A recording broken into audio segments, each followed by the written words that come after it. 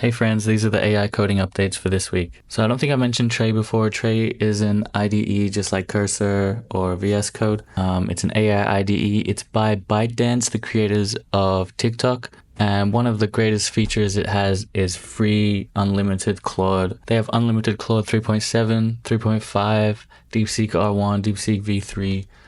There is a queue, I think, for 3.7, but there's no limit, so you can keep using it. They have a chat just like Cursor Composer, but I don't think they have the agentic capabilities that the tools have now, like running commands and running on loop. I don't think that's in it yet. But the UI is great, and I've tried it before, and for a free solution, I think it's great, but just be wary of where your data goes. I'm not too sure about that. So Gemini 3 just released today. They have a lot of these small models. I think their biggest is 27 billion parameters.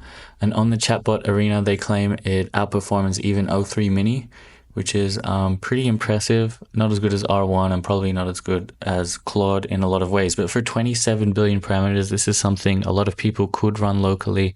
As you can see here by these dots, it only takes one H100. This news that you've probably all heard is Manus. You can do browser use the browser, go on the internet, do stuff, while also maintaining file system and terminals execution. So it can run commands and execute stuff in the terminal as well as browse the internet, which actually makes it do a lot more than you could have done with just ChatGPT or DeepSeek or just browser use.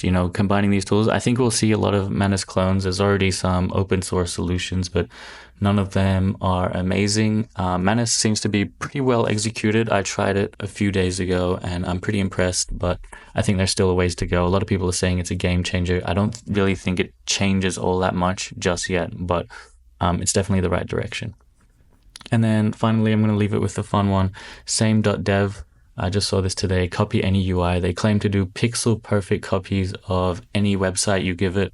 I had a look at some of the options, some of the generations. I don't think they're exactly pixel perfect, but they're very impressive. Probably the best to do what they claim from what I've seen. But pixel perfect is a big claim. Anyway, that's all I had today. I hope you guys enjoyed. Like and follow for more updates.